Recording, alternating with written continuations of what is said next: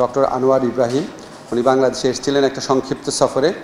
আমাদের মাননীয় প্রধান উপদেষ্টা Nobel laureate doctor Mohammad Yunus এবং আমরা কয়েকজন উপদেষ্টা বিমানবন্দর উপস্থিত ছিলাম অ্যাডভাইজার ইন ওয়েটিং হিসাবে। উনি আসার পর থেকে ওনার প্রস্থানের সময় বিমানে প্রবেশ করা পর্যন্ত আমার কাছাকাছি থাকার সুযোগ হয়েছিল। ফলে প্রোগ্রেসটা কি হয়েছে আলোচনায় সেটা খুব ভালোভাবে দেখেছি। আমাদের প্রথম এবং প্রধান যে প্রোগ্রেসটা হয়েছে আমাদের ministry related labour welfare related এক্সপেট্রিয়েট যে আপনার লেবার ওয়েলফেয়ার আছে, এখানে আপনারা জানেন যে ডক্টর আনোয়ার ইব্রাহিম ঘোষণা করেছেন যে 18,000 বাংলাদেশিকে ওনারা মালয়েশিয়াতে যাওয়ার সুযোগ দিচ্ছেন। আমাকে একটু এক্সপ্লেইন করতে দেন, এই 18,000 মানে নতুন চাকরি না, নতুন লোকদের নেওয়া হচ্ছে না। যেমন কালকের অ্যানাউন্সমেন্টের পর আমি দেখলাম অনেকে আমাকে লেখা শুরু করেছে যে 18,000 নতুন চাকরি দিচ্ছে, আমরা কি নিতে পারবো কি না। এটা হচ্ছে সেই 18,000 ঠিক না, 17,000 প্লাস আনফর্চুনেট ওয়ার্কার।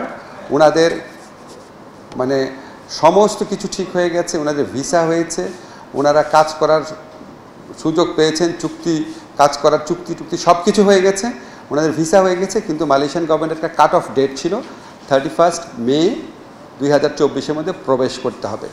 নানান ধরনের জটিলতার কারণে 17,000 প্লাস ওয়ার্কার ওনারা মালয়েশিয়াতে যেতে পারেন নাই। ওনাদের ওয়ার্ক পারমিট হয়েছে, কাজের চুক্তি হয়েছে, ভিসা হয়েছে, কিন্তু যেহেতু 31 মের মধ্যে যেতে পারেন নাই, এই জন্য ওনাদেরকে মালয়েশিয়া সরকার আর গ্রহণ করে নাই বা নতুন কাজে যোগ দেওয়ার কোনো সুযোগ তাদের ছিল না। তো এই আনফর্চুনেট আমাদের যে শ্রমিক ভাই বোনরা আছেন, ওনারা অনেক টাকা পে করেছিলেন যাওয়ার জন্য। ওনাদের কষ্ট এবং যন্ত্রণার কোনো তুলনা হয় না। তা আমরা আমাদের স্যারকে প্রথমেই আমি বলেছিলাম, আমাদের ডক্টর মোহাম্মদ ইউনুস স্যারকেও রিকোয়েস্ট করেছিলাম, স্যার আপনি আমাদের মন্ত্রণালয়ের জন্য এটা একটু ওনাকে বলেন। তা কালকে যখন ওনারা এয়ারপোর্ট থেকে যখন ইন্টারকন্টিনেন্টাল হোটেলে আসছিলেন, তখন স্যার এবং আনোয়ার ইব্রাহিম সাহেব ওনারা ঘনিষ্ঠ বন্ধু, এই জন্য ওনারা একই গাড়িতে করে এসেছেন, যেটা আসলে গাড়িতে করে আসার কথা না। এটা ইন্ডিকেট করে ওনাদের কত ঘনিষ্ঠ সম্পর্ক। তারপর যখন ইন্টারকন্টিনেন্টাল হোটেলে আসার পর আমাদের দ্বিপাক্ষিক আলোচনা শুরু হওয়ার আগেই স্যার আমাকে বললো, তোমার যে আমাকে বললো তোমার যে 18,000-এর ব্যাপারটা, এটা কিন্তু আমি অলরেডি বলে ফেলেছি।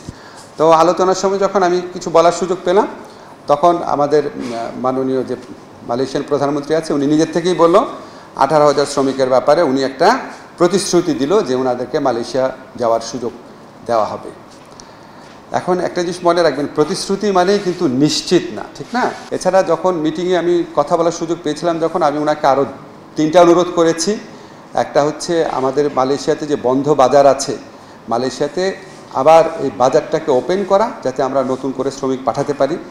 সেকেন্ড, আমি রিকোয়েস্ট করেছি যে 100 জনের যে সিন্ডিকেট ছিল, সিন্ডিকেট শব্দটা উচ্চারণ করিনি, আমি বলেছি যে রিক্রুটমেন্ট প্রসেসটাকে ওপেন করে দেওয়ার জন্য, সকল আপনারা যারা রিক্রুটিং এজেন্সি আছে সবার জন্য ওপেন করার জন্য, ট্রান্সপারেন্ট করার জন্য। থার্ড, বলেছিলাম যে ওনাদের ওখানে একটু ওয়েজেস বাড়ানো যায় কিনা।